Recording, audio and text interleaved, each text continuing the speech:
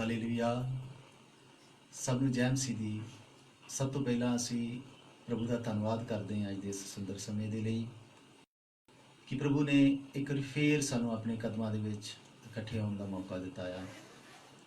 ਅੱਜ ਤੱਕ ਸੰਭਾਲਿਆ, ਉਹਨਾਂ ਜ਼ਰੂਰਤਾਂ ਨੂੰ ਉਹਨੇ ਪੂਰੀਆਂ ਕੀਤਾ ਆ। ਸਭ ਗੱਲਾਂ ਦੇ ਲਈ ਪਰਮੇਸ਼ਰ ਦਾ ਧੰਨਵਾਦ। ਇਹਨਾਂ ਬੁਰੇ ਹਾਲਾਤਾਂ ਦੇ ਵਿੱਚ ਵੀ, ਇਹਨਾਂ ਬੁਰੇ ਸਮਿਆਂ ਵਿੱਚ ਵੀ ਪਰਮੇਸ਼ਰ ਨੇ ਸਾਨੂੰ ਸੰਭਾਲ ਕੇ ਰੱਖਿਆ। ਸਾਡੀ ਸਭਨਾਂ ਦੀ ਮਦਦ, ਨਿਗਹਿਬਾਨੀ ਕੀਤੀ ਆ। ਸਭ ਤੋਂ ਪਹਿਲਾਂ ਉਹਦੀਆਂ ਸਾਰੀਆਂ ਕਰਦੇ ਹੋਏ ਅਸੀਂ ਪਰਮੇਸ਼ਰ ਦਾ ਧੰਨਵਾਦ ਕਰਦੇ ਹਾਂ। ਤਾਂ ਆਈਏ ਪਰਮੇਸ਼ਰ ਦਾ ਵਚਨ ਅਸੀਂ ਸੁਣਨ ਲਈ ਜਾ ਰਹੇ ਹਾਂ। ਅੱਜ ਦਾ ਜੋ ਵਿਸ਼ਾ ਆ ਉਹ ਤੁਹਾਡੇ ਸਭਨਾਂ ਦੀ ਮੋਬਾਈਲ ਸਕਰੀਨ ਦੇ ਉੱਪਰ ਲਿਖਿਆ ਆਇਆ ਹੋਏਗਾ, ਲਾਜ਼ਰ ਦਾ ਜਿਉਂਦਾ ਹੋਣਾ। ਇਸ ਸਮੇਂ ਜੇਕਰ ਅਸੀਂ ਇਸ ਦੁਨੀਆ ਨੂੰ ਦੇਖੀਏ ਤਾਂ ਮੌਤ ਤੇ ਜੀਵਨ ਦੀ ਰੁਚੀ ਸਭਨਾਂ ਦੇ ਵਿੱਚ ਬਹੁਤ ਜ਼ਿਆਦਾ ਆ। ਮੌਤ ਅਤੇ ਜੀਵਨ ਦੇ ਵਿਸ਼ਿਆਂ ਦੇ ਵਿੱਚ ਸਭ ਤੋਂ ਵੱਧ ਲੋਕ ਰੁਚੀ ਰੱਖ ਰਹੇ ਨੇ। ਔਰ ਪੱਛਮੀ ਸੱਭਿਅਤਾ ਦੇ ਵਿੱਚ, ਪੱਛਮੀ ਵਿਸ਼ਵਵਿਦਿਆਲਿਆਂ ਦੇ ਵਿੱਚ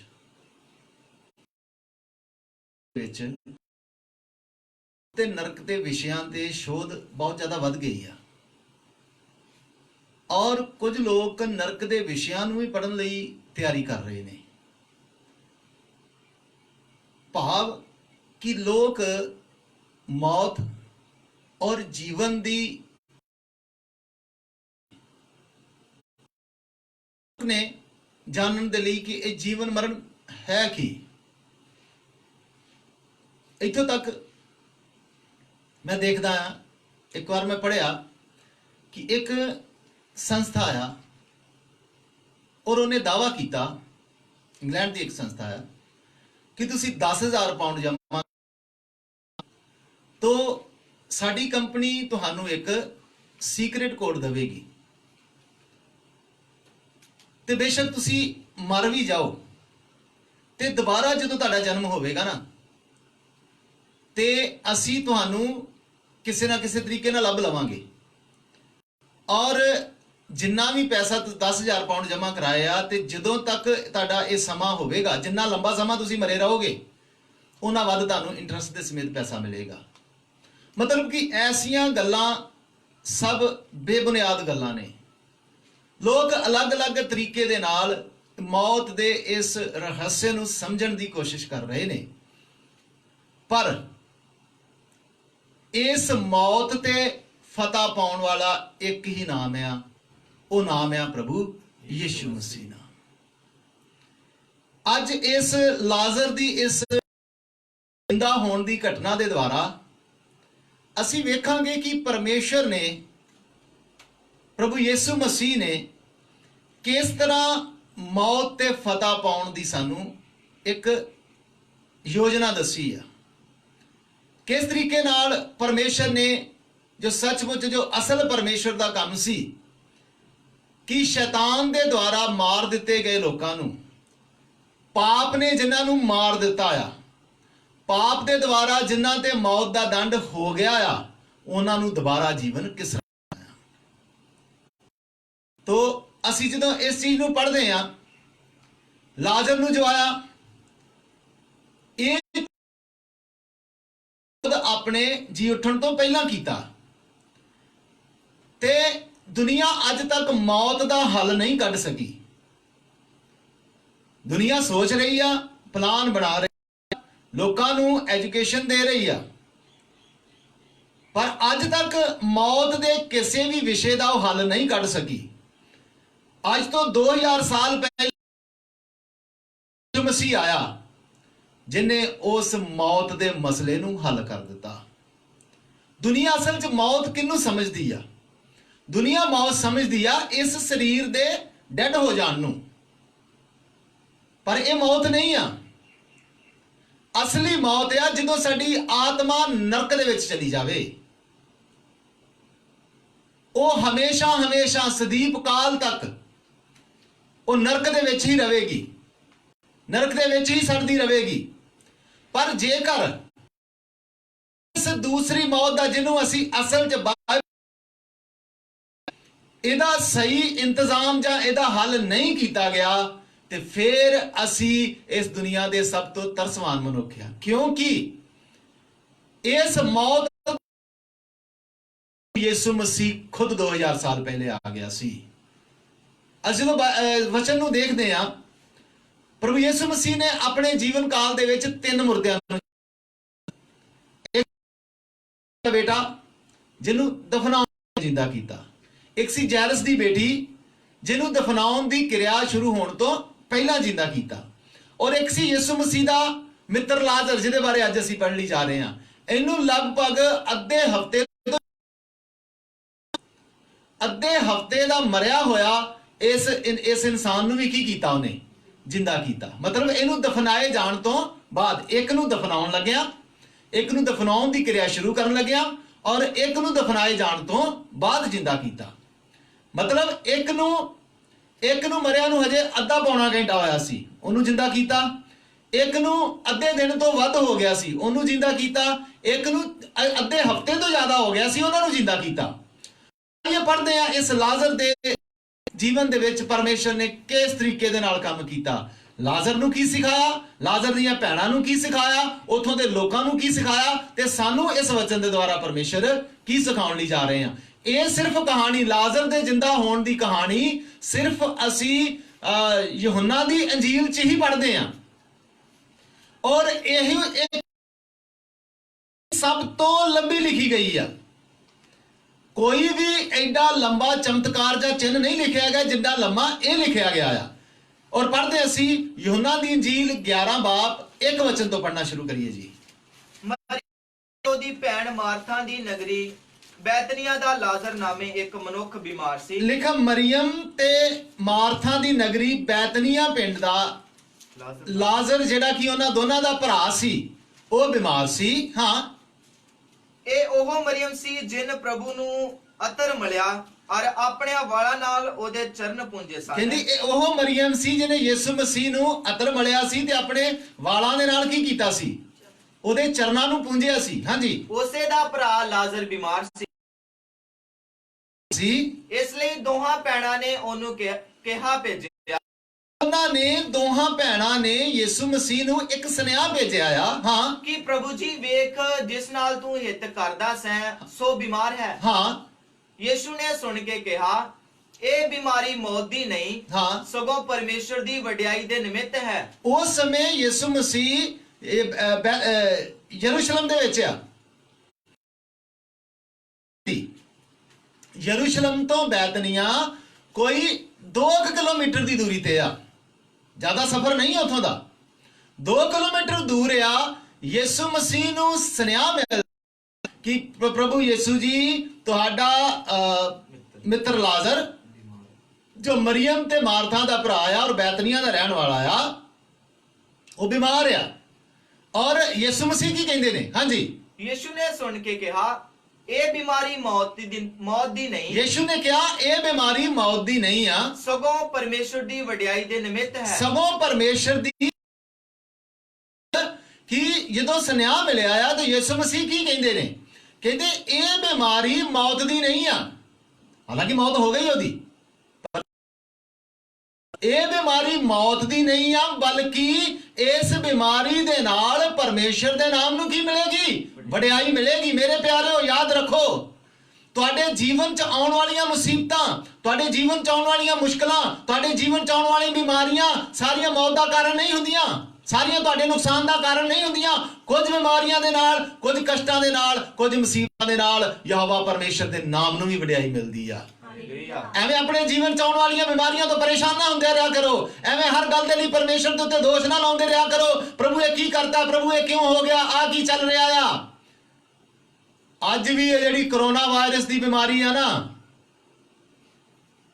ਇਹ ਹੋ ਸਕਦਾ ਆ ਪਰਮੇਸ਼ਰ ਆਪਣੇ ਨਾਮ ਨੂੰ ਵਡਿਆਈ ਦੇਣਾ ਚਾਹੁੰਦਾ ਹੋਵੇ।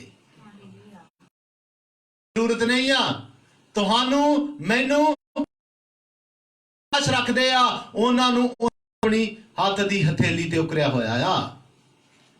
ਜਿਸ ਤਰ੍ਹਾਂ ਇੱਕ ਮੁਰਗੀ ਆਪਣੇ ਬੱਚਿਆਂ ਨੂੰ ਸੰਭਾਲਦੀ ਆ, ਤੁਹਾਡੀ ਔਰ ਮੇਰੀ ਵੀ ਅੱਜ ਤੱਕ ਉਹਨੇ ਸਹਾਇਤਾ ਕੀਤੀ ਆ। ਮਦਦ ਕੀਤੀ ਆ, ਹਰ ਹਾਲਾਤ 'ਚ ਸੰਭਾਲਿਆ, ਹਰ ਲੋੜ ਹਰ ਜ਼ਰੂਰਤ ਨੂੰ ਪੂਰਾ ਕੀਤਾ ਆ। ਇਸੇ ਤਰ੍ਹਾਂ ਤੁਹਾਡੇ ਜੀਵਨ 'ਚ ਜੇਕਰ ਕਸ਼ਟ ਆਉਂਦਾ, ਕੋਈ ਮੁਸੀਬਤ ਆਉਂਦੀ ਆ, ਪਰੇਸ਼ਾਨੀ ਆਉਂਦੀ ਆ, ਐਵੇਂ ਚਿੰਤਾ ਕਰਨ ਦੀ ਜ਼ਰੂਰਤ ਨਹੀਂ ਆ, ਪਰੇਸ਼ਾਨ ਹੋਣ ਦੀ ਲੋੜ ਨਹੀਂ ਆ।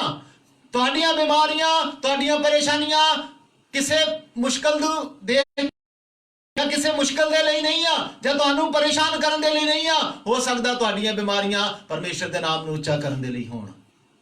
ਜਦੋਂ ਇਸ ਚੀਜ਼ ਦੇ ਦੁਆਰਾ, ਇਸ ਚੀਜ਼ ਨੂੰ ਸੋਚਦੇ ਹੋਏ ਅਸੀਂ ਅੱਗੇ ਚੱਲਾਂਗੇ ਨਾ, ਤੇ ਸਾਡੀਆਂ ਬਿਮਾਰੀਆਂ, ਸਾਡੀਆਂ ਮੁਸ਼ਕਲਾਂ ਸਾਨੂੰ ਵੱਡੀਆਂ ਨਹੀਂ ਲੱਗਣਗੀਆਂ।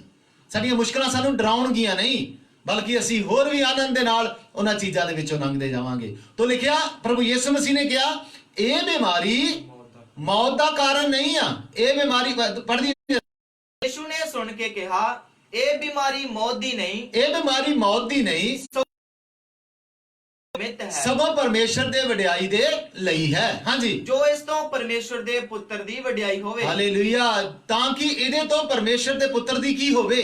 ਵਡਿਆਈ ਹੋਵੇ। ਹਾਂਜੀ, ਯਿਸੂ ਮਾਰਥਾ ਨੂੰ ਅਤੇ ਉਸ ਦੀ ਭੈਣ ਔਰ ਲਾਜ਼ਰ ਨੂੰ ਪਿਆਰ ਕਰਦਾ ਸੀ। ਦੇਖੋ ਇੱਕ ਵਚਨ ਲਿਖਿਆ ਅੱਗੇ, ਅਗਲੀ ਆਇਤ 'ਚ ਕੀ ਲਿਖਿਆ? ਸੁਨੇਹਾ ਮਿਲਿਆ। ਸੁਨੇਹਾ ਮਿਲਣ ਤੋਂ ਬਾਅਦ ਯਿਸੂ ਮਸੀਹ ਨੇ ਇੱਕ ਬਿਆਨ ਜਾਰੀ ਕੀਤਾ ਕਿ ਇਹ ਬਿਮਾਰੀ ਮੌਤ ਦੀ ਨਹੀਂ, ਇਸ ਬਿਮਾਰੀ ਦੁਆਰਾ ਪਰਮੇਸ਼ਰ ਦੇ ਨਾਮ ਨੂੰ ਕੀ ਮਿਲੇਗਾ? ਪਰ ਉਹਦੇ ਨਾਲ ਇੱਕ ਭਾਵਨਾ ਜੀ, ਯਿਸੂ ਮਰੀਮ ਨੂੰ, ਮਾਰਥਾ ਨੂੰ ਤੇ ਉਹਦੇ ਭਰਾ ਨੂੰ ਕੀ ਕਰਦਾ ਸੀ? ਪਿਆਰ ਕਰਦਾ ਸੀ। ਹਾਲੇਲੂਇਆ। ਹਾਲੇਲੂਇਆ। ਯਿਸੂ ਸਾਨੂੰ ਵੀ ਤੇ ਪਿਆਰ ਕਰਦਾ ਨਾ, ਆ ਸਾਡਾ ਵੀ ਪਿਆਰਾ, ਔਰ ਯਿਸੂ ਮਸੀਹ ਦੇ ਅਸੀਂ ਪਿਆਰੇ ਆ। ਤਾਂ ਆਪਣੇ ਪਿਆਰ ਕਰਨ ਵਾਲਿਆਂ ਨੂੰ, ਹੁਣ ਜੇਕਰ ਇੱਕ ਇਨਸਾਨੀ ਸੋਚ ਸੋਚੀਏ ਤੋ ਯਿਸੂ ਲਿਖਿਆ ਤਿੰਨਾਂ ਨੂੰ ਉਹ ਕੀ ਕਰਦਾ ਸੀ? ਬਹੁਤ ਪਿਆਰ ਕਰਦਾ ਸੀ। ਤੇ ਜੋ ਪਿਆਰ ਕਰਦਾ ਸੀ ਤੇ ਨੱਠ ਕੇ ਆਉਣਾ ਚਾਹੀਦਾ ਸੀ ਨਾ, ਦੌੜ ਕੇ ਆਉਣਾ ਚਾਹੀਦਾ ਸੀ। ਇੱਕ ਐਸਾ ਪਿਆਰ ਆ, ਪੜ੍ਹੀਏ ਜਰਾ। ਸੋ ਜਾ ਉਸਨੇ ਸੁਣਿਆ ਪਈ ਉਹ ਬਿਮਾਰ ਹੈ। ਜਦੋਂ ਉਹਨੇ ਸੁਣਿਆ ਕਿ ਮੇਰਾ ਪਿਆਰਾ ਮਿੱਤਰ ਲਾਜ਼ਰ ਬਿਮਾਰ ਹੈ, ਤਾਂ ਉਹ ਜਿੱਥੇ ਸੀ ਉਸ ਵੇਲੇ 2 ਦਿਨ ਉੱਥੇ ਹੀ ਰਿਹਾ। ਜਿੱਥੇ ਸੀ 2 ਦਿਨ ਕੀ ਹੋਇਆ? ਇੱਕ ਐਸਾ ਪਿਆਰ ਹੈ ਬਈ, ਹਨਾ? ਸਾਡਾ ਕੋਈ ਕੀ ਕਰਦੇ ਆ ਅੱਗੇ ਜਾਣੇ, ਪਰ ਇੱਥੇ ਯਿਸੂ ਮਸੀਹ ਕੀ ਕਰ ਰਿਹਾ? ਲਾਜ਼ਰ ਬਿਮਾਰ ਆ, ਵਚਨ ਦੱਸਦਾ ਉਹ ਲਾਜ਼ਰ ਨੂੰ ਔਰ ਸਾਰੇ ਪਰਿਵਾਰ ਨੂੰ ਕੀ ਕਰਦਾ ਸੀ? ਪਰ ਕੀ ਹੋ ਗਿਆ? ਉਹ ਗਿਆ ਹੀ ਨਹੀਂ। ਲਿਖਿਆ ਜਿੱਥੇ ਸੀ 2 ਦਿਨ ਹੋਰ ਵੀ, ਸ਼ਾਇਦ ਉਹ ਚਲਾ ਜਾਣਾ ਸੀ ਹੋਰ ਵੀ ਕਿਤੇ, ਪਰ ਕਹਿੰਦਾ ਨਹੀਂ, ਹੁਣ ਕਿਤੇ ਨਹੀਂ ਜਾਵਾਂਗੇ, ਹੁਣ 2 ਦਿਨ ਹੋਰ ਇੱਥੇ ਕੀ ਕਰਾਂਗੇ? ਟਿਕਾਂਗੇ। ਹਾਂਜੀ, ਤਾਦੇ ਦੇ ਪਿੱਛੇ ਉਹਨੇ ਆਪਣੇ ਚੇਲਿਆਂ ਨੂੰ ਆਖਿਆ, ਆਓ ਅਸੀਂ ਫੇਰ ਯਹੂਦੀਆਂ ਨੂੰ ਚਲੀਏ। ਆਓ ਅਸੀਂ ਫੇਰ ਯਹੂਦੀਆਂ ਨੂੰ ਚਲੀਏ। ਚੇਲਿਆਂ ਨੇ ਉਸ ਨੂੰ ਆਖਿਆ, ਸੁਆਮੀ ਜੀ, ਯਹੂਦੀ ਤੈਨੂੰ ਹੁਣੇ ਪਥਰਾ ਕਰਨਾ ਚਾਹੁੰਦੇ ਸਨ, ਫੇਰ ਉੱਥੇ ਜਾਂਦਾ ਹੈ। ਦੇਖੋ, ਇਸ ਜਗ੍ਹਾ ਤੇ ਯਹੂਦੀ ਲੋਕਾਂ ਨੇ ਯਿਸੂ ਮਸੀਹ ਦੇ ਨਾਲ ਐਸਾ ਵਿਵਹਾਰ ਕੀਤਾ ਸੀ ਜਿਹਦੇ ਬਾਰੇ ਅਸੀਂ ਇਹ ਪੜ੍ਹਦੇ ਹਾਂ ਕਿ ਯਹੂਦੀਆਂ ਨੇ ਅਸਲ 'ਚ ਉਹਨੂੰ ਵਾਰਨਿੰਗ ਦਿੱਤੀ ਹੋਈ ਸੀ, ਦੁਬਾਰਾ ਬੈਤਨੀਆਂ ਦੇ ਔਰ ਇਹਨਾਂ ਨਗਰਾਂ 'ਚ ਨਹੀਂ ਆਉਣਾ, ਪੱਥਰ ਮਾਰ ਕੇ ਕੀ ਕਰ ਦਿਆਂਗੇ। 2 ਦਿਨ ਤੋਂ ਬਾਅਦ ਜਦੋਂ ਯਿਸੂ ਮਸੀਹ ਨੇ ਕਿਹਾ ਆ ਕਿ ਆਓ ਆਪਾਂ ਉਧਰ ਚੱਲੀਏ, ਤੇ ਚੇਲੇ ਕੀ ਡਰਦੇ ਆ ਰਹੇ ਨੇ ਕਿ ਯਿਸੂ ਮਸੀਹ ਸਾਨੂੰ ਪਹਿਲਾਂ ਵਾਰਨਿੰਗ ਮਿਲ ਚੁੱਕੀ ਆ, ਲੋਕਾਂ ਨੇ ਸਾਨੂੰ ਵਾਰਨਿੰਗ ਦਿੱਤੀ ਸੀ ਕਿ ਅਸੀਂ ਉਸ ਜਗ੍ਹਾ ਤੇ ਨਹੀਂ ਜਾਣਾ, ਹੁਣ ਜੇ ਤੂੰ ਕਹਿਣਾ ਆ ਤੇ ਚਲੋ ਅਸੀਂ ਤੇਰੇ ਨਾਲ ਮਰਨ ਨੂੰ ਚੱਲਦੇ ਆ। ਹਾਂਜੀ, ਯਿਸੂ ਨੇ ਉੱਤਰ ਦਿੱਤਾ ਕਿ ਦਿਨ ਦੇ 12 ਘੰਟੇ ਨਹੀਂ ਹਨ। ਹਾਂ, ਜੇ ਕੋਈ ਦਿਨ ਨੂੰ ਤੁਰੇ ਤਾਂ ਉਹ ਠੋਕਰ ਨਹੀਂ ਖਾਂਦਾ, ਇਸ ਜਗਤ ਦਾ ਚਾਨਣ ਵੇਖਦਾ ਹੈ, ਪਰ ਜੇ ਕੋਈ ਰਾਤ ਨੂੰ ਤੁਰੇ ਤਾਂ ਠੋਕਰ ਖਾਂਦਾ ਹੈ, ਕਿਉਂ ਜੋ ਉਹਨੇ ਚਾਨਣ ਨਹੀਂ ਹੈ। ਉਸਨੇ ਇਹ ਗੱਲਾਂ ਆਖੀਆਂ ਤੇ ਇਹਦੇ ਮਗਰੋਂ ਉਹਨਾਂ ਨੂੰ ਕਿਹਾ ਕਿ ਸਾਡਾ ਮਿੱਤਰ ਲਾਜ਼ਰ ਸੌਂ ਗਿਆ ਹੈ। ਹੁਣ ਇੰਨੀਆਂ ਗੱਲਾਂ ਕਹਿਣ ਤੋਂ ਬਾਅਦ ਯਿਸੂ ਮਸੀਹ ਨੂੰ ਪਤਾ ਲੱਗ ਗਿਆ ਲਾਜ਼ਰ ਦੀ ਮੌਤ, ਜਿਹਨੂੰ ਦੁਨੀਆ ਮੌਤ ਕਹਿੰਦੀ ਆ, ਅਸਲ 'ਚ ਯਿਸੂ ਮਸੀਹ ਉਹਨੂੰ ਕੀ ਕਹਿੰਦਾ ਆ? ਇਸ ਜਗ੍ਹਾ ਤੇ ਯਿਸੂ ਮਸੀਹ ਆਪਣੀ ਆਮਦ ਦੀ ਵੀ ਝਲਕ ਦੇ ਰਿਹਾ ਆ। ਯਿਸੂ ਮਸੀਹ ਨੂੰ ਜੋ ਪਿਆਰ ਕਰਦੇ ਨੇ, ਜਾਂ ਜਿਨ੍ਹਾਂ ਨੂੰ ਯਿਸੂ ਮਸੀਹ ਪਿਆਰ ਕਰਦਾ ਆ, ਸ਼ੱਕ ਸਰੀਰਕ ਤੌਰ ਦੀ ਮੌਤ ਹੋ ਤੇ ਚਿੰਤਾ ਨਹੀਂ ਕਰਨ ਦੀ ਲੋੜ, ਤੁਸੀਂ ਮਰੇ ਨਹੀਂ ਹੋ। ਜਿਹੜਾ ਸੌਂਦਾ ਆ ਉਹਨੂੰ ਜਗਾ ਲਿਆ ਜਾਂਦਾ ਆ। ਜਦੋਂ ਅਸੀਂ ਆਤਮਾ 'ਚ ਚੱਲਦੇ ਹੋਏ, ਵਿਸ਼ਵਾਸ 'ਚ ਚੱਲਦੇ ਹੋਏ, ਯਿਸੂ ਮਸੀਹ ਨੂੰ ਪਿਆਰ ਕਰਦੇ ਹੋਏ ਸੌਂ ਜਾਵਾਂਗੇ, ਇੱਕ ਦਿਨ ਉਹ ਬਦਲਾ ਅਸੀਂ ਸਾਰੇ ਦੇ ਸਾਰੇ ਕੀ ਹੋ ਜਾਵਾਂਗੇ? ਉੱਠ ਜਾਵਾਂਗੇ। ਜੇਕਰ ਅਸੀਂ ਮਰੇ ਆ, ਮੈਂ ਕੱਲ ਵੀ ਦੱਸ ਰਿਹਾ ਸੀ, ਦੋ ਚੀਜ਼ਾਂ ਨੇ ਜਿਹੜੀਆਂ ਹੋਣ ਵਾਲੀਆਂ ਨੇ, ਤੇ ਜਾਂ ਫਿਰ ਉਸ ਤੋਂ ਪਹਿਲਾਂ ਮੌਤ ਨੇ ਆ ਜਾਣਾ। ਜੇਕਰ ਤੁਸੀਂ ਤਿਆਰ ਹੋ, ਮੌਤ ਦੀ ਪਰਵਾਹ ਨਹੀਂ, ਮਰ ਵੀ ਜਾਓਗੇ, ਕਬਰਾਂ ਖੁੱਲ ਜਾਣਗੀ। ਯਿਸੂ ਮਸੀਹ ਸਾਡੀ ਇਸ ਸਰੀਰਕ ਮੌਤ ਨੂੰ ਕੀ ਕਹਿੰਦਾ? ਨੇ ਜਿਨ੍ਹਾਂ ਨੂੰ ਅਸੀਂ ਡੈਥ ਕਹਿੰਦੇ ਆ, ਉਹਦੇ ਪਿਆਰੇ, ਉਹ ਆਪਣੇ ਪਿਆਰਿਆਂ ਦੀ ਮੌਤ ਨੂੰ ਕੀ ਕਹਿੰਦਾ? ਚਲੇ ਗਏ ਨੇ। ਆਵਾਂਗਾ ਤੇ ਉਹਨਾਂ ਨੂੰ ਕੀ ਕਰਾਂਗਾ? ਠਾਲ ਲਵਾਂਗਾ। ਜਦੋਂ ਆਉਣਾ ਆ, ਜਿਹੜੇ ਜਿਉਂਦੇ ਆ ਉਹਨਾਂ ਦਾ ਨੰਬਰ ਬਾਅਦ ਚ ਆਉਣਾ ਆ, ਪਰ ਜਿਹੜੇ ਮਰ ਗਏ ਨੇ ਉਹਨਾਂ ਦੀ ਕਬਰਾਂ ਪਹਿਲਾਂ।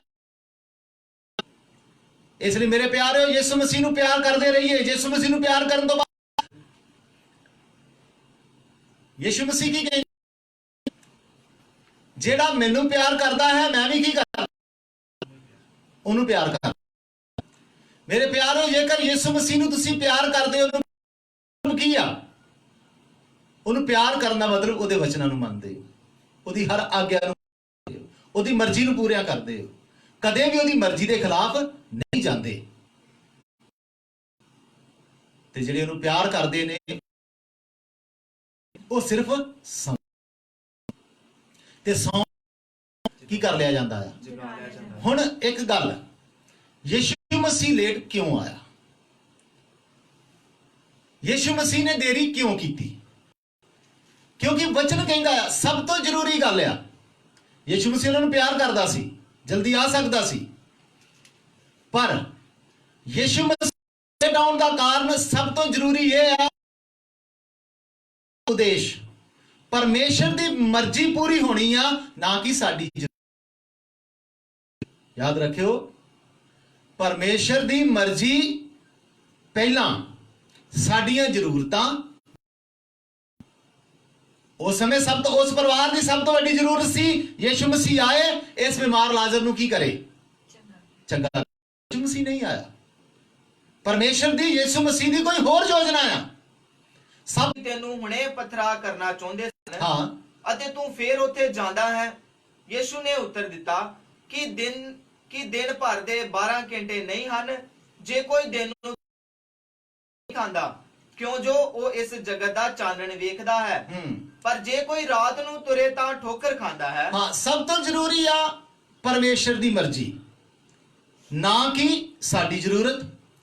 ਸਭ ਤੋਂ ਜ਼ਰੂਰੀ ਆ ਪਰਮੇਸ਼ਰ ਦੀ ਮਹਿਮਾ, ਨਾ ਕਿ ਸਾਡੀਆਂ ਆਤਮਿਕ ਕੇਂਦਰਿਤ ਜ਼ਰੂਰਤਾਂ ਜਾਂ ਲੋੜਾਂ। ਅਸੀਂ ਕਈ ਵਾਰ ਕੀ ਕਰਦੇ ਆ, ਪਰਮੇਸ਼ਰ ਦੀ ਮਹਿਮਾ ਦੀ ਜਗ੍ਹਾ ਆਪਣੀਆਂ ਲੋੜਾਂ ਜ਼ਰੂਰਤਾਂ ਨੂੰ ਪਹਿਲ ਦਿੰਦੇ ਆ। ਸਭ ਤੋਂ ਜ਼ਰੂਰੀ ਆ ਉਹਦਾ ਰਾਜ, ਨਾ ਕਿ ਸਾਡੀ ਮਰਜ਼ੀ। ਉਹਦੀ ਦੇਰੀ ਦੇ ਵਿੱਚ ਹਮੇਸ਼ਾ ਇੱਕ ਮਤਲਬ ਹੁੰਦਾ ਆ। ਭੈਣਾਂ ਲਾਜ਼ਰ ਦੀ ਦੇਖਭਾਲ ਵੀ ਕਰਦੀਆਂ ਹੋਣਗੀਆਂ, ਔਰ ਨਾਲ ਨਾਲ ਵਾਰ-ਵਾਰ ਜਾ ਕੇ ਦਰਵਾਜ਼ੇ 'ਚ ਜਾਂ ਗਲੀ ਦੇ ਬਾਹਰ ਪ੍ਰਭੂ ਦੇ ਦਾਸ, ਪਰਮੇਸ਼ਰ ਦੇ ਵੱਲ, ਪ੍ਰਭੂ ਯਿਸੂ ਮਸੀਹ ਦੇ ਵੱਲ ਵੇਖਦੀਆਂ ਹੋਣਗੀਆਂ ਕਿ ਪ੍ਰਭੂ ਯਿਸੂ ਮਸੀਹ ਆ ਰਹੇ ਨੇ ਜਾਂ ਨਹੀਂ ਆ ਰਹੇ। ਪਰ ਉਹਨਾਂ ਨੂੰ ਯਿਸੂ ਮਸੀਹ ਕਿਤੇ ਆਉਂਦਾ ਦਿਖਾਈ ਨਹੀਂ ਦਿੱਤਾ। ਲਾਜ਼ਰ ਦੀ ਮੌਤ ਵੀ ਹੋ ਗਈ ਆ, ਇੱਕ ਦਿਨ ਬੀਤ ਗਿਆ, 2 ਦਿਨ ਬੀਤ ਗਿਆ, 3 ਦਿਨ ਬੀਤ ਗਿਆ, ਚੌਥੇ ਦਿਨ ਆਇਆ ਆ। 3 ਦਿਨ ਤੱਕ ਬੜਾ ਵਿਰਲਾਪ ਹੁੰਦਾ ਸੀ, 3 ਦਿਨ ਤੱਕ ਲੋਕ ਬਹੁਤ ਰੋਂਦੇ ਕਰਲਾਉਂਦੇ ਸੀ। ਚੌਥੇ ਦਿਨ ਜਦੋਂ ਉਹ ਰੋ ਰੋ ਕੇ ਅੱਕ ਕੇ ਥੱਕ ਚੁੱਕੇ ਨੇ, ਫਿਰ ਯਿਸੂ ਮਸੀਹ ਆਇਆ ਆ। ਸਾਡੇ ਜੀਵਨ ਦੇ ਵਿੱਚ, ਸਾਡੇ ਇਸ ਪਰਮੇਸ਼ਰ ਸਾਨੂੰ ਕੀ ਦਿਖਾਉਣਾ ਚਾਹੁੰਦਾ ਆ ਜਾਂ ਕੀ ਸਿਖਾਉਣਾ ਚਾਹੁੰਦਾ? ਸਾਡੇ ਲਈ ਇਸ ਆਤਮਿਕ ਦੇਰੀ ਦਾ ਕਾਰਨ ਕੀ ਆ? ਸਾਡੇ ਜੀਵਨ ਦੇ ਵਿੱਚ ਇਸ ਆਤਮਿਕ ਦੇਰੀ ਦਾ ਕਾਰਨ ਕੀ ਬਣਦਾ? ਸਾਨੂੰ ਪਰਮੇਸ਼ਰ ਕੀ ਸਿਖਾਉਣਾ ਚਾਹੁੰਦਾ ਆ? ਸਾਡੇ ਲਈ ਇੱਕ ਆਤਮਿਕ ਪਾਠ ਆ ਕਿ ਸਾਨੂੰ ਤਦ ਤੱਕ ਪਰਮੇਸ਼ਰ ਆਪਣੀ ਸਮਰੱਥਾ ਜਾਂ ਤਾਕਤ ਨਹੀਂ ਪ੍ਰਦਾਨ ਕਰਦਾ ਜਦ ਤੱਕ ਅਸੀਂ ਪੂਰੀ ਤਰ੍ਹਾਂ ਜ਼ੀਰੋ ਨਹੀਂ ਹੁੰਦੇ। ਯਾਦ ਰੱਖਿਓ, ਯਿਸੂ ਮਸੀਹ ਦਾ ਦੇਰ ਨਾਲ ਆਉਣਾ, ਯਿਸੂ ਮਸੀਹ ਦਾ ਲੇਟ ਆਉਣਾ, ਸਾਨੂੰ ਪਰਮੇਸ਼ਰ ਤਦ ਤੱਕ ਆਪਣੀ ਤਾਕਤ ਨਹੀਂ ਪ੍ਰਦਾਨ ਕਰਦਾ, ਜਦ ਤੱਕ ਆਪਣੀ ਤਾਕਤ ਦਾ ਹਿੱਸਾ ਨਹੀਂ ਦੇਗਾ, ਜਦ ਤੱਕ ਅਸੀਂ ਕੀ ਨਾ ਹੋ ਜਾਵਾਂਗੇ? ਜ਼ੀਰੋ ਨਾ ਹੋ ਜਾਵਾਂਗੇ।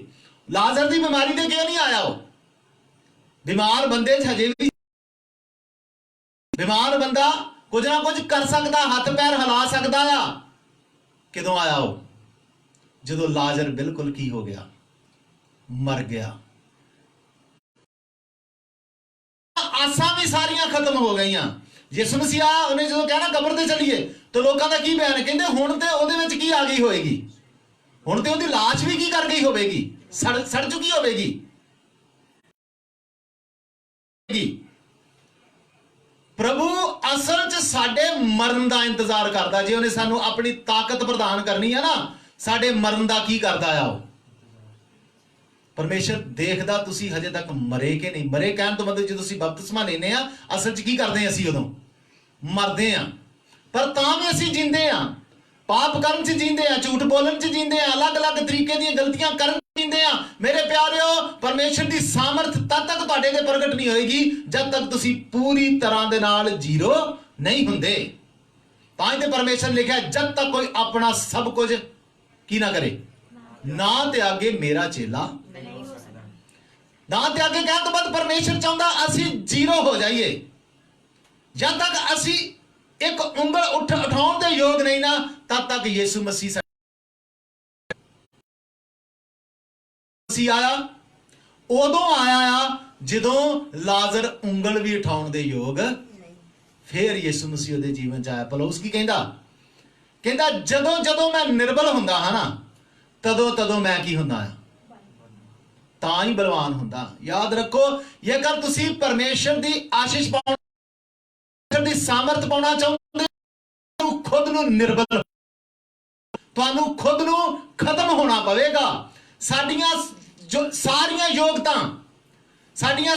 ਯੋਗਤਾਵਾਂ ਜਦ ਤੱਕ ਆਖਰੀ ਸੀਮਾ ਤੱਕ ਨਹੀਂ ਪਹੁੰਚ ਜਾਂਦੀਆਂ, ਸਾਡੀਆਂ ਸਾਰੀਆਂ ਯੋਗਤਾਵਾਂ ਨੂੰ ਆਖਰੀ ਸੀਮਾ ਤੱਕ ਪਹੁੰਚਣਾ ਜ਼ਰੂਰੀ ਆ। ਦੋ ਉਦਾਹਰਨਾਂ ਦਵਾਂਗਾ ਮੈਂ। ਨੰਬਰ 1, ਜੇਕਰ ਤੁਸੀਂ ਵਚਨਾਂ ਨੂੰ ਸਮਝਣਾ ਚਾਹੁੰਦੇ ਹੋ ਨਾ, ਜੇਕਰ ਤੁਸੀਂ ਇਹਨਾਂ ਵਚਨਾਂ ਨੂੰ ਸਮਝਣਾ ਚਾਹੁੰਦੇ ਹੋ ਤੇ ਤੁਹਾਨੂੰ ਇਹ ਕਬੂਲ ਕਰਨਾ ਪਵੇਗਾ ਕਿ ਮੈਂ ਆਤਮਿਕ ਤੌਰ ਤੇ ਮੂਰਖ ਹਾਂ। ਯਾਦ ਰੱਖਿਓ, ਜੇਕਰ ਤੁਸੀਂ ਇਹਨਾਂ ਵਚਨਾਂ ਨੂੰ ਸਮਝਣਾ ਚਾਹੁੰਦੇ ਹੋ ਤੇ ਤੁਹਾਨੂੰ ਇਹ ਕਬੂਲ ਕਰਨਾ ਪਵੇਗਾ ਕਿ ਮੈਂ ਆਤਮਿਕ ਤੌਰ ਤੇ ਮੂਰਖ ਹਾਂ, ਮੈਂ ਆਤਮਿਕ ਤੌਰ ਤੇ ਕੁਝ ਵੀ ਨਹੀਂ। ਕਿਉਂਕਿ ਪਰਮੇਸ਼ਰ ਦਾ ਵਚਨ ਕਹਿੰਦਾ ਉਹਨੇ ਜਗਤ ਦੇ ਮੂਰਖਾਂ ਨੂੰ ਕੀ ਕੀਤਾ ਆ?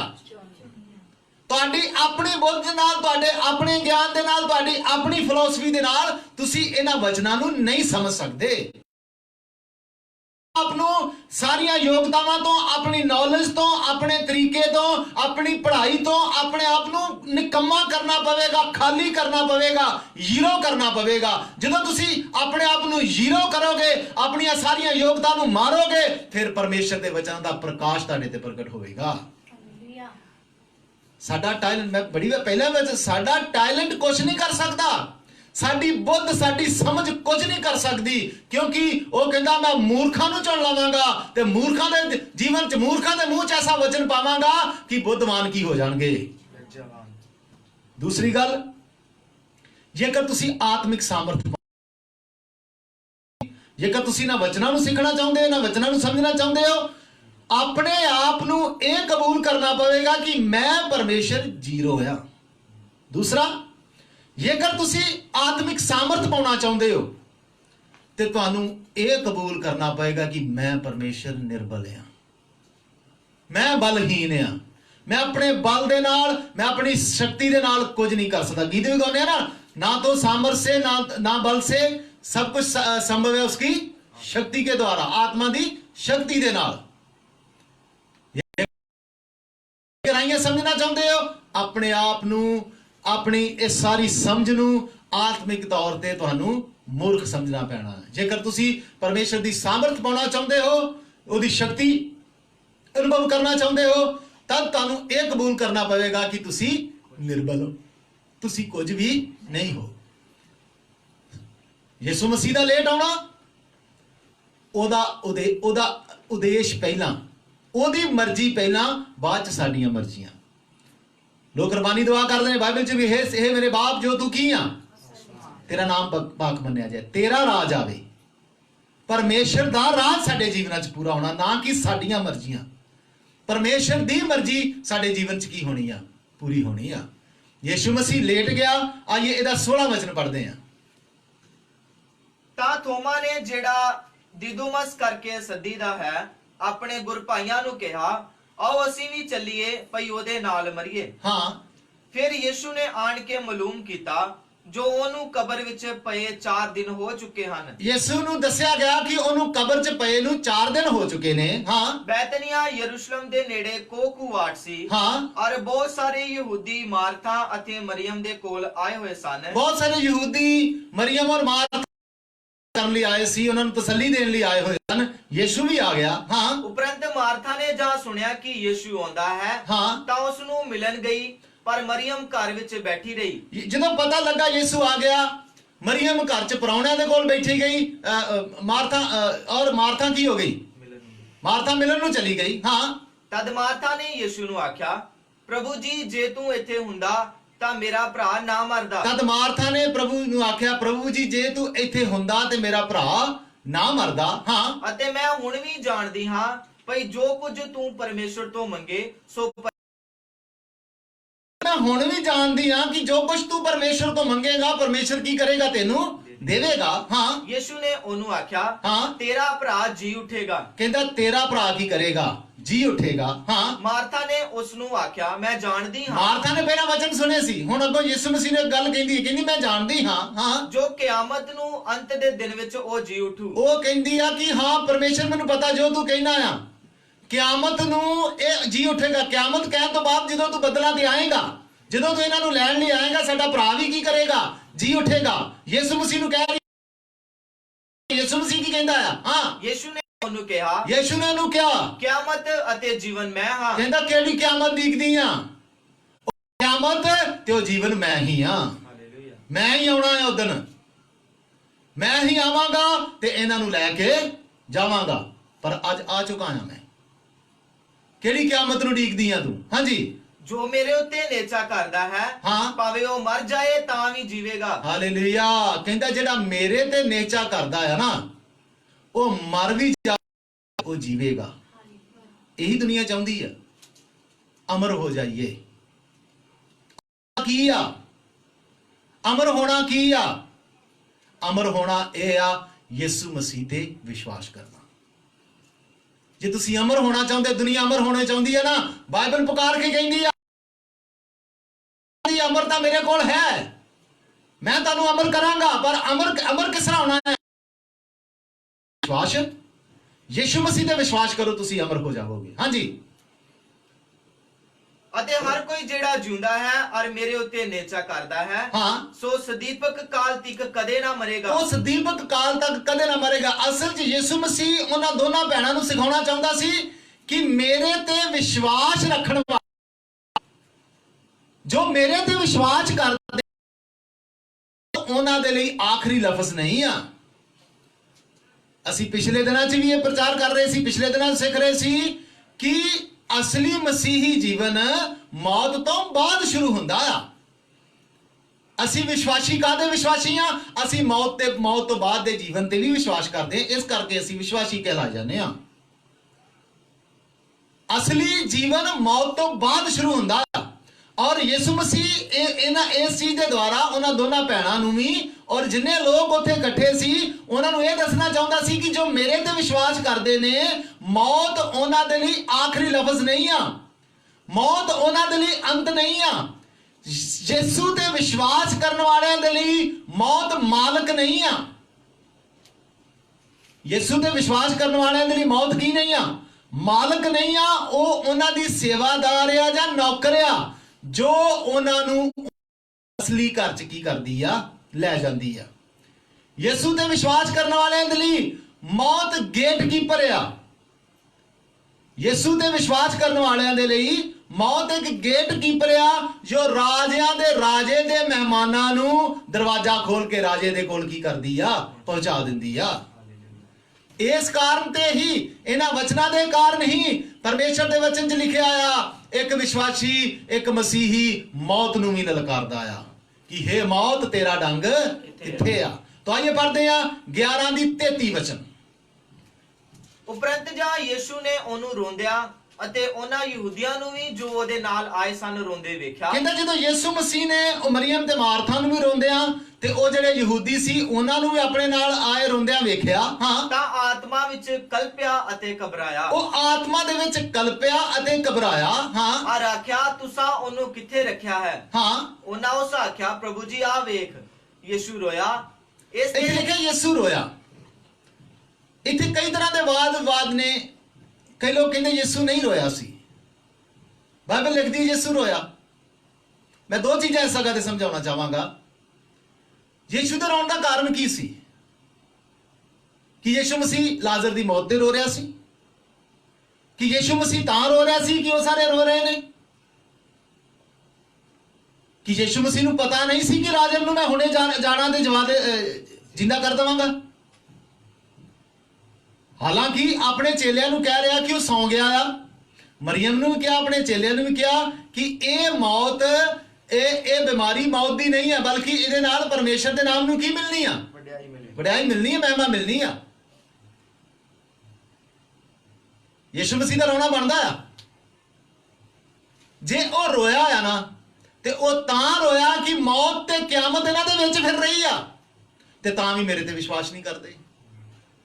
ਮੈਂ ਹੀ ਆ ਜਿਹੜਾ ਮੌਤ ਤੇ ਫਤਹ ਪਾ ਸਕਦਾ। ਮੈਂ ਹੀ ਆ ਇਹਨਾਂ ਮਰਿਆਂ ਨੂੰ ਵੀ ਜਿੰਦਾ ਕਰ ਸਕਦਾ ਆ। ਮੈਂ ਹੀ ਆ ਜੇ ਮਰ ਵੀ ਜਾਣਗੇ, ਜਦੋਂ ਆਵਾਂਗਾ ਕਬਰਾਂ ਖੁੱਲ ਜਾਣਗੀਆਂ ਤੇ ਜਿੰਦੇ ਮੇਰੇ ਨਾਲ ਕੀ ਹੋ ਜਾਣਗੇ। ਜੇ ਰੋ ਰਿਹਾ ਤੇ ਇਸ ਕਾਰਨ ਰੋ ਰਿਹਾ, ਸਾਡੇ ਘੱਟ ਵਿਸ਼ਵਾਸ ਦੇ ਕਾਰਨ, ਕਿਉਂਕਿ ਸਾਡਾ ਘੱਟ ਵਿਸ਼ਵਾਸ ਸਾਡੀ ਅਣਆਗਿਆਕਾਰੀ ਆਤਮਾ ਨੂੰ ਦੁਖੀ ਕਰਦੀ ਆ। ਪਰ ਅਸਲ ਜਦੋਂ ਅਸੀਂ ਪੜ੍ਹੀਏ ਯੂਨਾਨੀ ਭਾਸ਼ਾ, ਜਦੋਂ ਇਹਨੂੰ ਅਸੀਂ ਪੜ੍ਹੀਏ ਯੂਨਾਨੀ ਭਾਸ਼ਾ 'ਚ ਇਸ ਸ਼ਬਦ ਨੂੰ ਇੱਕ ਐਸੇ ਸ਼ਬਦ ਦੇ ਨਾਲ ਟ੍ਰਾਂਸਲੇਸ਼ਨ ਕੀਤਾ ਗਿਆ ਜਿਹਦਾ ਮਤਲਬ ਨਿਕਲਦਾ ਆ ਉਹ ਗੁੱਸੇ ਦੇ ਵਿੱਚ ਸ਼ੇਰ ਦੀ ਤਰ੍ਹਾਂ ਲਲਕਾਰਿਆ। ਕਿਹਦੇ ਤੇ ਲਲਕਾਰ ਰਿਹਾ ਆ? ਮੌਤ ਤੇ। ਉਹ ਗੁੱਸੇ ਦੀ ਲਲਕਾਰ, ਉਹ ਸ਼ੇਰ ਦੀ ਦਹਾੜ ਕੀ ਆ? ਉਹ ਦਹਾੜਿਆ, ਏ ਮੌਤ ਤੇਰਾ ਡੰਗ ਕਿੱਥੇ ਆ?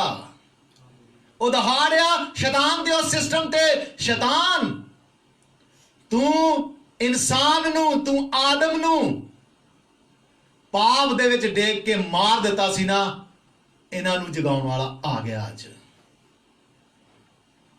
ਕਬਰਾਂ ਖੁੱਲਣਗੀਆਂ, ਮੁਰਦੇ ਉਠਾਏ ਜਾਣਗੇ। ਅੱਜ ਦਾ ਪਹਿਲਾ ਇੱਕ ਪ੍ਰਦਰਸ਼ਨ ਹੋਵੇਗਾ। ਕਿਸ ਤਰ੍ਹਾਂ ਪ੍ਰਭੂ ਯਿਸੂ ਮਸੀਹ ਆਏਗਾ ਤੇ ਕਬਰਾਂ ਕੀ ਹੋ ਜਾਣਗੀਆਂ। ਉਹ ਅਸਲ 'ਚ ਮੌਤ ਤੇ ਲਲਕਾਰ ਰਿਹਾ, ਮੌਤ ਤੇ ਚੀਕ ਰਿਹਾ ਆ। ਅੱਗੇ ਪੜ੍ਹਦੇ ਹਾਂ ਜੀ ਦਾ 39 ਵਚਨ। ਯੀਸ਼ੂ ਨੇ ਆਖਿਆ ਇਸ ਪੱਥਰ ਨੂੰ ਹਟਾ ਦਿਓ। ਉਸ ਮੁਰਦੇ ਦੀ ਭੈਣ ਮਾਰਥਾ ਨੇ ਉਸ ਨੂੰ ਆਖਿਆ ਪ੍ਰਭੂ ਜੀ ਉਸ ਕੋਲੋਂ ਤਾਂ ਹੁਣ ਸੜਿਆਂਦ ਆਉਂਦੀ ਹੈ। ਦੇਖੋ ਯਿਸੂ ਮਸੀਹ ਮੁਰਦੇ ਲਾਜ਼ਰ ਨੂੰ ਜਿੰਦਾ ਕਰਨ ਵਾਲਾ ਆ। ਯਿਸੂ ਮਸੀਹ ਚਾਹੁੰਦਾ ਤੇ ਆਪਣੀ ਇੱਕ ਉਂਗਲ ਦੇ ਇਸ਼ਾਰੇ ਦੇ ਨਾਲ ਪੱਥਰ ਨੂੰ ਹਟਾ ਸਕਦਾ ਸੀ ਨਾ, ਪਰ ਉਹਨੇ ਨਹੀਂ ਹਟਾਇਆ। ਉਹਨੇ ਮਰੀਮ ਤੇ ਮਾਰਥਾ ਨੂੰ ਕਿਹਾ ਕਿ ਤੁਸੀਂ ਇਸ ਪੱਥਰ ਨੂੰ ਹਟਾਉਣ ਦਾ ਕੋਈ ਇੰਤਜ਼ਾਮ ਕਰੋ। ਕੀ ਕਹਿੰਦਾ, ਪੜ੍ਹੀਏ ਜੀ। ਯੀਸ਼ੂ ਨੇ ਆਖਿਆ ਇਸ ਪੱਥਰ ਨੂੰ ਹਟਾ ਦਿਓ। ਇਸ ਪੱਥਰ ਨੂੰ ਹਟਾ ਦਿਓ। ਉਸ ਮੁਰਦੇ ਦੀ ਭੈਣ ਮਾਰਥਾ ਨੇ ਉਸ ਨੂੰ ਆਖਿਆ ਹਾਂ ਪ੍ਰਭੂ ਜੀ ਉਸ ਕੋਲੋਂ ਤਾਂ ਹੁਣ ਸੜਿਆਨ ਆਉਂਦੀ ਹੋਣੀ ਹੈ, ਹਾਂ ਕਿਉਂ ਜੋ ਉਹਨੂੰ 4 ਦਿਨ ਹੋਏ ਹਨ। ਹਾਂ। ਯਿਸੂ ਨੇ ਉਹਨੂੰ ਕਿਹਾ ਕਿ ਮੈਂ ਤੈਨੂੰ ਨਹੀਂ ਆਖਿਆ ਭਈ ਜੇ ਤੂੰ ਪ੍ਰਤੀਤ ਕਰੇ ਤਾਂ ਪਰਮੇਸ਼ਰ ਦੀ ਵਡਿਆਈ ਵੇਖੇਂਗੀ। ਯਿਸੂ ਮਸੀਹ ਨੇ ਉਹਨਾਂ ਨੂੰ ਪੱਥਰ ਹਟਾਉਣ ਦੀ ਆਗਿਆ ਕਿਉਂ ਦਿੱਤੀ? ਪੱਥਰ ਉਹ ਖੁਦ ਵੀ ਕੀ ਕਰ ਸਕਦਾ ਸੀ? ਹਟਾ ਸਕਦਾ ਸੀ। ਪਰ ਉਹਨਾਂ ਨੂੰ ਪੱਥਰ ਹਟਾਉਣ ਲਈ ਕਿਉਂ ਕਿਹਾ? ਇਹਦਾ ਇੱਕ ਆਤਮਿਕ ਕਾਰਨ ਹੈ। ਪੱਥਰ ਹਟਾਉਣ ਦਾ ਮਤਲਬ ਕਿ ਤੁਸੀਂ ਆਪਣੇ ਘਰ ਦੇ ਵਿੱਚ ਜਿਨ੍ਹਾਂ ਪਰਿਵਾਰਿਕ ਮੈਂਬਰਾਂ ਨੂੰ ਦੇਖਦੇ ਹੋ ਕਿ ਜੋ ਹਜੇ ਤੱਕ ਮੁਕਤੀ ਨਹੀਂ ਪਾਏ, ਜੋ ਇਸ ਜੀ ਉੱਠਣ ਦੀ ਸ਼ਕਤੀ ਨੂੰ ਹਜੇ ਤੱਕ ਪ੍ਰਾਪਤ ਨਹੀਂ ਕਰ ਚੁੱਕੇ, ਤੁਸੀਂ ਉਹਨਾਂ ਦੇ ਲਈ ਪ੍ਰਾਰਥਨਾ ਕਰਕੇ, ਤੁਸੀਂ ਉਹਨਾਂ ਦੇ ਲਈ ਆਤਮਿਕ ਤੌਰ ਤੇ ਮਿਹਨਤ ਕਰਕੇ, ਆਤਮਿਕ ਤੌਰ ਤੇ ਵਚਨਾਂ ਦੀ ਸੇਵਾ ਕਰਕੇ ਜਾਂ ਕਿਸੇ ਵੀ ਤਰੀਕੇ ਦੇ ਨਾਲ ਪੱਥਰ ਹਟਾਉਣ ਦੇ ਮਤਲਬ ਕੀ ਨੇ? ਨੰਬਰ 1, ਤੁਸੀਂ ਉਹਨਾਂ ਲਈ ਪ੍ਰਾਰਥਨਾ ਕਰ ਸਕਦੇ ਹੋ। ਨੰਬਰ 2, ਪ੍ਰਭੂ ਦੀ ਸੇਵਾ ਦੇ ਵਿੱਚ ਕੁਝ ਦੇ ਕੇ ਤੁਸੀਂ ਪੱਥਰ ਹਟਾਉਣ ਦਾ ਹੀ ਕੰਮ ਕਰ ਰਹੇ ਹੋ। ਨੰਬਰ 3, ਸੁਸਮਾਚਾਰ ਸੁਣਾਉਣ ਦੇ ਵਿਸ਼ੇ ਨਾਲ। ਨੰਬਰ 4, ਗਵਾਹੀ ਦੇ ਤਰੀਕੇ ਦੇ ਨਾਲ। ਕੁਝ ਲੋਕਾਂ ਨੂੰ ਪ੍ਰਭੂ ਦੇ ਵਿੱਚ ਲਿਆ ਕੇ ਕੁਝ ਲੋਕਾਂ ਦੇ ਲਈ ਆਤਮਿਕ ਤੌਰ ਤੇ ਮਿਹਨਤ ਕਰਕੇ ਤੁਸੀਂ ਤੋਂ ਪੱਥਰ ਹਟਾਉਣ ਦਾ ਕੰਮ ਕਰ ਰਹੇ ਹੋ। ਪੱਥਰ ਪ੍ਰਭੂ ਯਿਸੂ ਮਸੀਹ ਨਹੀਂ ਹਟਾਏਗਾ, ਪੱਥਰ ਤੁਹਾਨੂੰ ਹਟਾਉਣਾ ਪਵੇਗਾ। ਜੇਕਰ ਮਰੀਅਮ ਤੇ ਮਾਰਥਾ ਦੇ ਭਰਾ ਲਾਜ਼ਰ ਨੇ ਜ਼ਿੰਦਾ ਹੋਣਾ ਆ ਤੇ ਪੱਥਰ ਉਹਨਾਂ ਨੂੰ ਹਟਾਉਣਾ ਪੈਣਾ ਆ। ਕਿ ਮੇਰੇ ਪਿਆਰਿਓ, ਅੱਜ ਤੁਸੀਂ ਆਤਮਾ 'ਚ ਮਰ ਚੁੱਕੇ ਲੋਕਾਂ ਦੇ ਕਬਰਾਂ ਦੇ ਵਿੱਚੋਂ ਆਤਮਿਕ ਤੌਰ ਤੇ ਮਰ ਚੁੱਕੇ ਲੋਕਾਂ ਦੇ ਲਈ ਪੱਥਰ ਹਟਾਉਣ ਲਈ ਤਿਆਰ ਹੋ? ਕਿ ਤੁਸੀਂ ਆਪਣੇ ਪਰਿਵਾਰਕ ਮੈਂਬਰਾਂ ਦੇ ਲਈ ਪ੍ਰਾਰਥਨਾ ਕਰਨ ਲਈ ਤਿਆਰ ਹੋ? ਤੁਹਾਨੂੰ ਪਤਾ ਆ ਜਿੱਦਣ ਇਹ ਮਰ ਜਾਣਗੇ ਨਾ, ਜੇਕਰ ਇਹਨਾਂ ਨੇ ਪ੍ਰਭੂ ਯਿਸੂ ਮਸੀਹ ਤੇ ਵਿਸ਼ਵਾਸ ਨਹੀਂ ਕੀਤਾ, ਇਹ ਸੱਚਮੁੱਚ ਮਰ ਗਏ ਨੇ, ਇਹ ਕਦੇ ਵੀ ਦੁਬਾਰਾ ਉੱਠਣਗੇ ਨਹੀਂ। ਹਮੇਸ਼ਾ ਹਮੇਸ਼ਾ ਅਨੰਤ ਕਾਲ ਦੀ ਅੱਗ ਵਿੱਚ ਕੀ ਕਰਨਗੇ? ਤੜਫਣਗੇ। ਹਮੇਸ਼ਾ ਹਮੇਸ਼ਾ ਅਨੰਤ ਕਾਲ ਦੀ ਅੱਗ ਦੇ ਵਿੱਚ ਸੜਨਗੇ। ਤੁਹਾਨੂੰ ਪਤਾ ਆ, ਪਰ ਪਰਮੇਸ਼ਰ ਦਾ ਵਚਨ ਇਹਨਾਂ ਵਚਨਾਂ ਦੁਆਰਾ ਕਹਿੰਦਾ ਤੁਸੀਂ ਉਹਨਾਂ ਦੇ ਪੱਥਰ ਹਟਾ ਸਕਦੇ ਹੋ। ਤੁਸੀਂ ਉਹਨਾਂ ਦੀਆਂ ਜਾਨਾਂ ਬਚਾਉਣ ਦੀ ਕੋਸ਼ਿਸ਼ ਕਰ ਸਕਦੇ ਹੋ, ਉਹਨਾਂ ਦੇ ਲਈ ਲਗਾਤਾਰ ਪ੍ਰਾਰਥਨਾ ਕਰਦੇ ਹੋਏ, ਉਹਨਾਂ ਦੇ ਲਈ ਲਗਾਤਾਰ ਬੋਝ ਰੱਖਦੇ ਹੋਏ, ਉਹਨਾਂ ਦੇ ਲਈ ਆਤਮਾ ਦੇ ਵਿੱਚ ਲੜਦੇ ਹੋਏ ਤੁਸੀਂ ਉਹਨਾਂ ਦਾ ਪੱਥਰ ਹਟਾਓਗੇ। ਬਾਕੀ ਦਾ ਕੰਮ ਪ੍ਰਭੂ ਯਿਸੂ ਮਸੀਹ ਕਰ ਲਵੇਗਾ।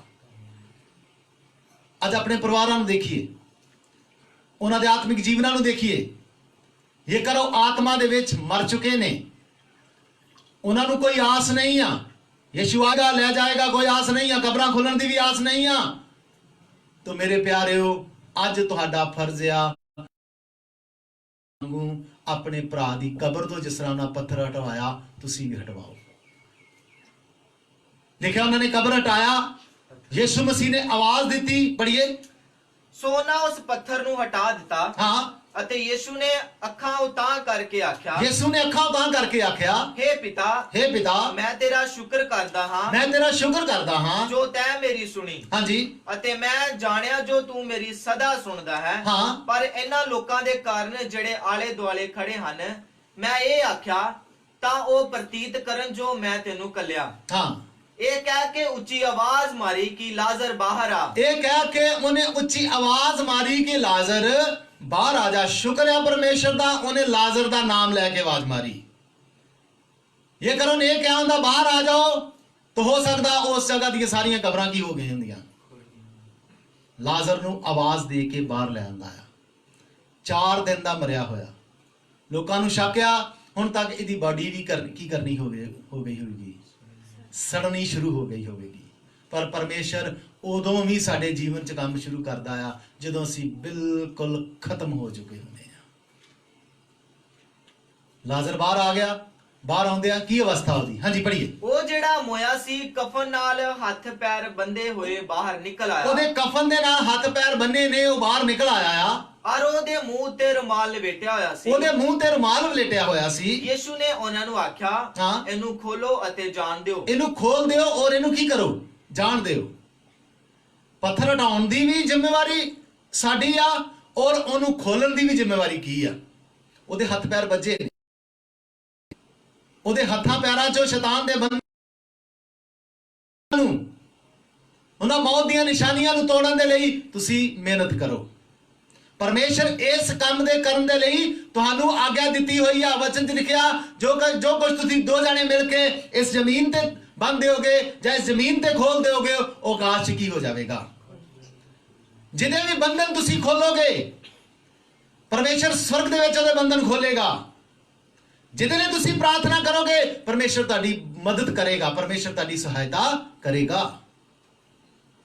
ਲਾਜ਼ਰ ਦਾ ਜਿੰਦਾ ਹੋਣਾ ਸਾਡਾ ਪੁਨਰਉਥਾਨ ਦਿਖਾ ਰਿਹਾ ਆ। ਅਸੀਂ ਜੇਕਰ ਮਰ ਵੀ ਗਏ ਜਾਂ ਜੀਂਦੇ ਰਹੇ ਤੇ ਜੀਂਦੇ ਉਠਾ ਲੈ ਜਾਵਾਂਗੇ, ਜੇ ਮਰ ਗਏ ਸਾਡੀਆਂ ਕਬਰਾਂ ਕੀ ਹੋ ਜਾਣਗੀਆਂ। ਇਸ ਚੀਜ਼ ਤੇ ਵਿਸ਼ਵਾਸ ਕਰਨ ਵਾਲੇ ਕਦੇ ਸ਼ਰਮਿੰਦੇ ਨਹੀਂ ਹੋਣਗੇ। ਇਹਨਾਂ ਵਚਨਾਂ ਤੇ ਵਿਸ਼ਵਾਸ ਕਰਨ ਵਾਲੇ ਕਦੇ ਵੀ ਸ਼ਰਮਿੰਦੇ ਨਹੀਂ ਹੋਣਗੇ, ਕਿਉਂਕਿ ਯਿਸੂ ਮਸੀਹ ਸਭ ਕੁਝ ਕਰਨ ਦੇ ਸ਼ਕਤੀ ਰੱਖਦਾ ਆ। ਯਿਸੂ ਮਸੀਹ ਸਭ ਕੁਝ ਕਰਨ ਦੇ ਯੋਗ ਹੈ। ਇਸ ਕਾਰਨ ਮੇਰੇ ਪਿਆਰਿਓ, ਸਾਡੇ ਜੀਵਨ ਚ ਆਉਣ ਵਾਲੀਆਂ ਬਿਮਾਰੀਆਂ, ਪਰੇਸ਼ਾਨੀਆਂ ਜਾਂ ਕੁਝ ਵੀ ਮੁਸ਼ਕਲਾਂ ਨੇ, ਇਹ ਮੁਸ਼ਕਲਾਂ, ਇਹ ਪਰੇਸ਼ਾਨੀਆਂ ਹਮੇਸ਼ਾ ਘਾਟੇ ਦਾ ਕਾਰਨ ਨਹੀਂ ਹੁੰਦੀਆਂ। ਇਹ ਮੁਸ਼ਕਲਾਂ ਦੇ ਦੁਆਰਾ ਪਰਮੇਸ਼ਰ ਦਾ ਨਾਮ ਵੀ ਉੱਚਾ ਹੁੰਦਾ ਹੈ। ਇਹ ਮੁਸ਼ਕਲਾਂ ਦੇ ਦੁਆਰਾ ਪਰਮੇਸ਼ਰ ਦੇ ਨਾਮ ਨੂੰ ਵੀ ਕੀ ਮਿਲਦੀ ਆ? ਮਹਿਮਾ ਮਿਲਦੀ ਆ। ਵਿਸ਼ਵਾਸ ਰੱਖੋ, ਤੁਸੀਂ ਮਰੋਗੇ ਨਹੀਂ, ਤੁਸੀਂ ਸੌਵੋਗੇ। ਤੇ ਜਿਹੜੇ ਸੁੱਤੇ ਨੇ ਉਹ ਇੱਕ ਦਿਨ ਇਸ ਲਾਜ਼ਰ ਦੀ ਤਰ੍ਹਾਂ ਕੀ ਕੀਤੇ ਜਾਣਗੇ। ਤੁਸੀਂ ਜੇਕਰ ਜਿੰਦਾ ਹੋਣ ਦੀ ਸ਼ਕਤੀ ਪਾ ਲਈ ਆ, ਹੁਣ ਤੁਹਾਡਾ ਕੰਮ ਆ ਬਾਕੀ ਰਹਿੰਦੇ ਲੋਕਾਂ ਦੇ ਲਈ, ਬਾਕੀ ਰਹਿੰਦੇ ਪਰਿਵਾਰਕ ਮੈਂਬਰਾਂ ਦੇ ਲਈ ਤੁਸੀਂ ਪ੍ਰਾਰਥਨਾ ਕਰਦੇ ਹੋਏ ਉਹਨਾਂ ਦੇ ਬੰਧਨਾਂ ਨੂੰ ਖੋਲੀਏ, ਉਹਨਾਂ ਦੇ ਪੱਥਰਾਂ ਨੂੰ ਹਟਾਈਏ। ਪ੍ਰਭੂ ਯਿਸੂ ਮਸੀਹ ਉਹਨਾਂ ਨੂੰ ਜਿੰਦਾ ਕਰਨ ਦੀ ਸ਼ਕਤੀ ਰੱਖਦਾ ਹੈ। तो आइए प्रार्थना करांगे थोड़ी देर। हालेलुया। धन्यवाद हो, धन्यवाद हो, धन्यवाद धन्यवाद धन्यवाद धन्यवाद धन्यवाद धन्यवाद। परमपिता परमेश्वर तेरा धन्यवाद, धन्यवाद हो, धन्यवाद धन्यवाद। Hallelujah hallelujah hallelujah. धन्यवाद दे उसके आसनों में, आनंद से आए उसके चरणों में। धन्यवाद दे उसके आसनों में, आनंद से आए उसके चरणों में। संगीत गा के खुशी से मुक्ति चट्टान को ललकारे। भर पिता की हम स्तुति गाएं, वो ही है जो बचाता हमें। भर पिता की हम स्तुति गाएं, वो ही है जो बचाता हमें। सारे पापों को करता क्षमा, सारे रोगों को करता चंगा। पिता की हम स्तुति गाएं, वो ही है जो बचाता हमें। माँ की तरह उसने भी कसम ली, दुनिया के खतरों में छोड़ा नहीं। माँ की तरह उसने भी कसम ली, दुनिया के खतरों में छोड़ा नहीं। खालिस दूध कलाम का दिया, और दी हमेशा की जिंदगी। पिता की हम स्तुति गाएं, वो ही है जो बचाता हमें। सारे पापों को करता क्षमा, सारे रोगों को करता चंगा। पिता की हम स्तुति गाएं, वो ही है जो बचाता हमें। पिता की हम स्तुति गाएं, वो ही है जो बचाता हमें। परम पिता परमेश्वर ਦੀ ਸਤੁਤੀ ਗਾਈਏ, ਉਹਦੀ ਸਤੁਤੀ ਕਰਦੇ ਰਹੀਏ, ਕਿਉਂਕਿ ਉਹੀ ਹੈ ਜੋ ਸਾਨੂੰ ਬਚਾਉਂਦਾ ਹੈ। ਉਹੀ ਹੈ ਸਾਨੂੰ, ਜਿਸ ਤਰ੍ਹਾਂ ਅੱਜ ਅਸੀਂ ਇਸ ਲਾਜ਼ਰ ਦੇ ਜੀਵਨ ਚੋਂ ਸਿੱਖਿਆ ਕਿ ਲਾਜ਼ਰ ਜਦ ਤੱਕ ਖਤਮ ਨਹੀਂ ਹੋ ਗਿਆ, ਲਾਜ਼ਰ ਜਦ ਤੱਕ ਡੈਡ ਨਹੀਂ ਹੋ ਗਿਆ, ਤਦ ਤੱਕ ਪਰਮੇਸ਼ਰ ਦੇ ਜੀਵਨ 'ਚ ਕੰਮ ਨਹੀਂ ਕੀਤਾ। ਅਸੀਂ ਵੀ ਜਦ ਤੱਕ ਸੰਪੂਰਨ ਤੌਰ ਤੇ ਖਤਮ ਨਹੀਂ ਹੁੰਦੇ, ਤਦ ਤੱਕ ਪਰਮੇਸ਼ਰ ਸਾਡੇ ਜੀਵਨਾਂ 'ਚ ਕੰਮ ਨਹੀਂ ਕਰਦਾ। ਇਸ ਪਾਠ ਨੂੰ ਸਿੱਖ ਲਈਏ। ਤਾਂ ਅਸੀਂ ਪ੍ਰਾਰਥਨਾ ਕਰਾਂਗੇ। ਸਰਵਸ਼ਕਤੀਮਾਨ ਦਿਆਲੂ ਪਿਤਾ, ਅਸੀਂ ਤੁਹਾਡੇ ਧੰਨਵਾਦੀ ਹਾਂ ਅੱਜ ਦੇ ਸੁੰਦਰ ਸਮੇਂ ਦੇ ਲਈ ਕਿ ਇੱਕ ਵਾਰੀ ਫੇਰ ਪਰਮੇਸ਼ਰ ਤੂੰ ਸਾਨੂੰ ਆਪਣੇ ਕਦਮਾਂ ਦੇ ਵਿੱਚ ਇਕੱਠਿਆਂ ਕੀਤਾ। ਅੱਜ ਰਾਤ ਦਾ ਦਿਨ ਸੀ, ਥੋੜੀ ਦੇਰ ਤੇਰੀ ਸਤੁਤੀ ਕੀਤੀ, ਵਡਿਆਈ ਕੀਤੀ ਪਿਤਾ, ਔਰ ਤੇਰੇ ਵਚਨਾਂ ਨੂੰ ਸੁਣਿਆ। ਸਭ ਗੱਲਾਂ ਦੇ ਲਈ ਤੇਰਾ ਧੰਨਵਾਦ ਹੋ ਪਿਤਾ। ਜੋ ਗੀਤ ਭਜਨ ਗਾਏ ਗਏ, ਜੋ ਆਰਾਧਨਾ ਪ੍ਰਾਰਥਨਾ ਕੀਤੀਆਂ ਗਈਆਂ, ਸਭ ਤੁਹਾਨੂੰ ਤੁਹਾਡੇ ਤੀਸਰੇ ਸਵਰ 'ਚ ਕਬੂਲ ਹੋਣ ਪਿਤਾ ਪਰਮੇਸ਼ਰ। ਅੱਜ ਦੇ ਵਚਨਾਂ ਦੁਆਰਾ ਵੀ ਤੁਸੀਂ ਸਾਡੇ ਇੱਕ ਇੱਕ ਨਾਲ ਗੱਲਬਾਤ ਕੀਤੀ ਪਿਤਾ। ਅੱਜ ਦੇ ਵਚਨ ਤੂੰ ਸਾਨੂੰ ਦੱਸੇ ਕਿ ਜੇਕਰ ਤੁਸੀਂ ਜੀ ਉੱਠਣ ਦੀ ਸ਼ਕਤੀ ਪਾਉਣਾ ਚਾਹੁੰਦੇ ਹੋ ਤਾਂ ਸਾਨੂੰ ਆਪਣੀ ਸਾਰੀ ਤਾਕਤ, ਸਾਨੂੰ ਆਪਣੇ ਸਾਰੇ ਬਲ ਤੋਂ ਇਨਕਾਰ ਕਰਨਾ ਪਵੇਗਾ। ਸਾਨੂੰ ਸ਼ੂਨਯ ਜ਼ੀਰੋ ਹੋਣਾ ਪਵੇਗਾ, ਫਿਰ ਤੇਰੀ ਸਾਮਰਥ ਸਾਡੇ ਜੀਵਨ ਦੇ ਵਿੱਚ ਕੰਮ ਕਰੇਗੀ। ਪਿਤਾ, ਨਾ ਵਚਨਾਂ ਦੁਆਰਾ ਤੂੰ ਇਹਨਾਂ ਸਾਰੇ ਆਪਣੇ ਬੱਚਿਆਂ ਦੇ ਜੀਵਨਾਂ 'ਚ ਕੰਮ ਕਰ। ਇੱਕ ਇੱਕ ਨੂੰ ਸੰਭਾਲ, ਇੱਕ ਇੱਕ ਦੀ ਕਿਰਪਾ, ਇੱਕ ਇੱਕ ਦੀ ਮਦਦ ਕਰ। ਤੇਰੀ ਕਿਰਪਾ ਫਜ਼ਲ ਹਮੇਸ਼ਾ ਤੇਰੇ ਨਾਲ ਬੱਚਿਆਂ ਦੇ ਨਾਲ ਬਣੀ ਰਹੇ। ਪ੍ਰਾਰਥਨਾ ਕਰਦਾ ਜਿੰਨੇ ਬੱਚੇ ਵੀ ਇਸ ਸਮੇਂ ਇਸ ਮੋਬਾਈਲ ਦੇ ਜ਼ਰੀਏ ਦੇ ਨਾਲ ਤੇਰੇ ਸਾਹਮਣੇ ਬੈਠੇ, ਤੇਰੇ ਸਾਹਮਣੇ ਸਿਰ ਝੁਕਾਏ ਬੈਠੇ ਨੇ, ਜਿੰਨੇ ਜਾਣੇ ਵੀ ਇਸ ਕਮਰੇ ਦੇ ਵਿੱਚ ਬੈਠੇ ਅਸੀਂ ਪਿਤਾ ਸਿਰ ਝੁਕਾ ਕੇ ਬੈਠੇ ਹਾਂ, ਸਭਨਾਂ ਨੂੰ ਤੂੰ ਆਸ਼ੀਸ਼ ਦੇ। ਤੇਰੀ ਕਿਰਪਾ ਤੇਰਾ ਫਜ਼ਲ ਬਣਿਆ ਰਵੇ, ਹਰ ਗੱਲ 'ਚ ਤੂੰ ਮਦਦ ਸਹਾਇਤਾ ਕਰ ਪਿਤਾ। ਸਭਨਾਂ ਨੂੰ ਤੇਰੇ ਜੋਰਾਵਰ ਹੱਥਾਂ ਸੌਂਪਦੇ ਯੀਸ਼ੂ ਮਸੀਹ ਦੇ ਨਾਮ 'ਚ ਮੰਗਦੇ ਹਾਂ, ਆਮੀਨ। ਸਭ ਨੂੰ ਜੈ ਮਸੀਹ ਦੀ। ਧੰਨਵਾਦੀ ਪਰਮੇਸ਼ਰ ਦੇ ਕਿ ਇੱਕ ਵਾਰੀ ਫੇਰ ਪਰਮੇਸ਼ਰ ਨੇ ਆਪਣੇ ਕਦਮਾਂ 'ਚ ਸਾਨੂੰ ਬਿਠਾਇਆ, ਇਹਨਾਂ ਵਚਨਾਂ ਦੁਆਰਾ ਸਾਡੇ ਨਾਲ ਗੱਲ ਕੀਤੀ ਆ। ਕੱਲ ਫੇਰ ਠੀਕ 11 ਵਜੇ ਸਭ ਅਸੀਂ ਪਰਮੇਸ਼ਰ ਦੇ ਕਦਮਾਂ 'ਚ ਬੈਠਾਂਗੇ। ਜੋ ਪਰਮੇਸ਼ਰ ਫਿਰ ਸਾਡੇ ਨਾਲ ਗੱਲਬਾਤ ਕਰਨਾ ਚਾਹੁੰਦੇ ਨੇ, ਅਸੀਂ ਤਿਆਰ ਰਵਾਂਗੇ। ਪਰਮੇਸ਼ਰ ਦੀ ਬਾਣੀ ਨੂੰ ਸੁਣਦੇ ਰਹੀਏ ਤੇ ਹਮੇਸ਼ਾ ਚੱਲਦੇ ਰਹੀਏ, ਔਰ ਆਪਣਾ ਔਰ ਆਪਣੇ ਪਰਿਵਾਰ ਦਾ ਆਤਮਿਕ ਤੌਰ ਤੇ ਖਿਆਲ ਰੱਖੀਏ। ਜੋ ਵਚਨ ਕਹਿੰਦਾ ਪੱਥਰ ਹਟਾਉਣ ਦਾ ਕੰਮ ਸਾਡਾ ਆ। ਇੱਕ ਦੂਸਰੇ ਦੇ ਲਈ ਪ੍ਰਾਰਥਨਾ ਕਰਦੇ ਰਹੀਏ।